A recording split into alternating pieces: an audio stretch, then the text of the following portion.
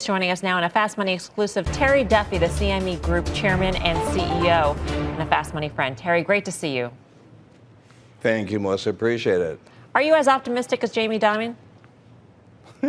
I was just kind of listening to your show, though, but I kind of agree with Guy Adami. I don't think Jamie's ever been wrong. Listen, I do agree a lot with Jamie. I think he's a terrific guy and a dear friend. I think he made a lot of strong comments in that letter. I think it was 62 pages or whatever it was. You know, it's really hard to make the prediction of what's going to happen for the next 2 years. It's kind of hard to predict what's going to happen next week. But again, I think when there's money falling out of helicopters from the government, like he pointed out with the stimulus and other things, it's kind of hard to say that he's going to be wrong. I think some of your other conversation where I kind of disagree with Jamie, and I shouldn't, it's his business, is the shadow banking and the fintech taking over the traditional banking space. You know, I think when you look at shadow banking and lending of that nature, it's really easy to get into somebody else's business when the markets are going straight up and there's calm waters. But what about when it gets a little rocky and it goes down the other way? Will those people still be there to replace the traditional banks that they do in business today? So I think fintech, on the other hand, helps enable that. The shadow banking business, I don't know if I'd be so overly concerned if I was a big bank. Jamie points it out, but at the same time, it's really easy to be a disruptor when things are going well. It's really hard to be a replacer when things are going bad. That's a really good point in terms of these companies and these funds out there operating in the shadow banking world and in fintech not having existed in a world in which interest rates weren't zero. And so when they're not, right, it's going to make a big difference potentially. You said making predictions is hard to do, but I'm going to ask you to make a prediction because I want you to look into your crystal ball and tell us about your business and how you look at the reopening. We've seen a tremendous amount of trading volume across products during this pandemic. The rise of the retail trader, et cetera. How do you start thinking about what business looks like on the other side of things? And do you think volumes can be sustained? Well, it's hard to say what the volumes are going to be, Melissa, and the sustainability of anything. But I will say, just when you think you got things figured out, they change. So I know the Fed minutes came out today, and they talked about how rates are going to be, quiet for a projected period of time. We've all heard the story, but yet we've seen the steepest widening of the yield curve that we've seen in a long, long time that no one saw coming. So just when you get complacent is normally when you get hurt. So I think for our business, the cost of risk management is so cheap. And in a world where it can change so quickly, if you try to manage your risk after the event has even been announced or thereafter, it's too late. It's gone. So I think people are going to continue to look at our products as alternatives to mitigate their risk to grow their businesses. So Terry, my question to you is, and obviously, as always, thanks for being here. What does the retail trader want? What do they want access to, and how are you addressing it at CME? That's a great question, Guy. It's really fascinating what's gone on with the retail trader over the last several months. But, I think the retail trader has figured out a couple things. First, they don't want any friction, and they want access to the marketplace like everybody else gets it.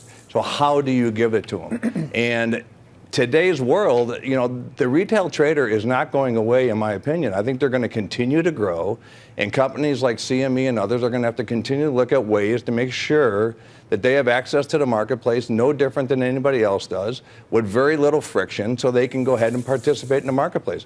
People want to be driving their own cars, flying their own planes, call it what you want, but the retail trader is no different. They saw a lot what happened with the Robinhood scenario where there's no fees, and then they found out there's payment for order flow. So there's been a lot of things uncovered by the retail trader in the last couple of months, and I think they're going to use that to their benefit to, again, eliminate friction and gain greater access to the marketplace. To that point of the retail trader not going away, Terry, and coming out with products, you're launching Bitcoin mini futures, and this, when I read about it, it sounded like a product specifically for the retail trader. Is there any concern on your part that retail traders are jumping headlong into trading into products like this, which they may not understand? I guess I would ask the question back to you, Melissa. Are the participants who are retail traders jumping headlong into gambling all around the world when you have commercials from certain entities that are offering the first $2,000 free. Don't worry about it, and then we'll keep going. So the retail trader is much more savvy today. And when you look at a cryptocurrency like Bitcoin at $56,000, $57,000 a Bitcoin, our contract is 5 Bitcoins per contract. So it's an extremely large contract. We're talking several $100,000 for one of our contracts. So to go into a smaller one, it's not just catering to the retail participants, Melissa, it's catering to the institutional clients because of the value of the increase of the cryptocurrency in of itself. All right, Terry, it's always a pleasure to speak with you. And, you know, we often say CEOs, they're watching the show, we joke around, but you actually do watch, and we do appreciate that. I do watch your show, Melissa, and Guy and the rest of the folks there. You guys do a terrific job, and I appreciate it very much. Very educational, so thank you. All right, we'll see you soon, Terry. Thanks. Be well. Terry Duffy of the CME. All right, Tim, what do you think? First of all, on CME, it's interesting. It's a stock that's, for a couple of years has, underperformed a bit, but really, again, trading volumes and relative to where we are in the cycle, in the capital market cycle, I think that's really the upgrade. There have been a couple upgrades for CME. The issue may be valuation, but look at that EBIT margin of, north of 60%. So look, Terry and his team have evolved with a landscape that has been evolving for 20 years, and I'm sure they're going to continue to be in the thick of it. Grasso, I got to go to you about trading volumes and your thoughts post-pandemic. Yeah, I think that we've totally tapped into a whole new demographic that is engaged in the marketplace. It is really astounding how this demographic is so engaged. And I would caution, though, that my first blush knee-jerk reaction is to go where Tim went with the exchanges and say the exchanges are going to have bloated volume. The second thing is there's also a lot of people that have been extremely receptive and engaged because of the pandemic, and they're sitting at home. So I don't know when we come out of the pandemic if they're going to be this engaged.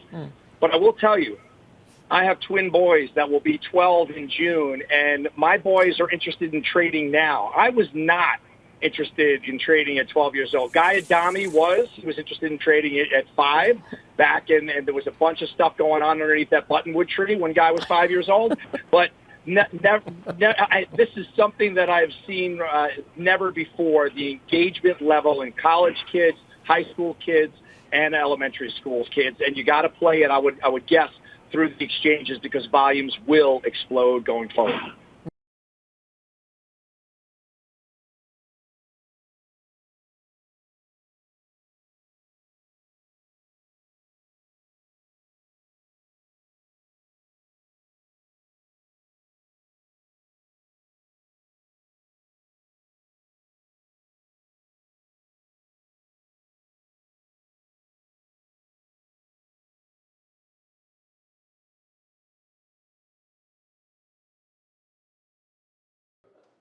Shepard Smith here. Thanks for watching CNBC on YouTube.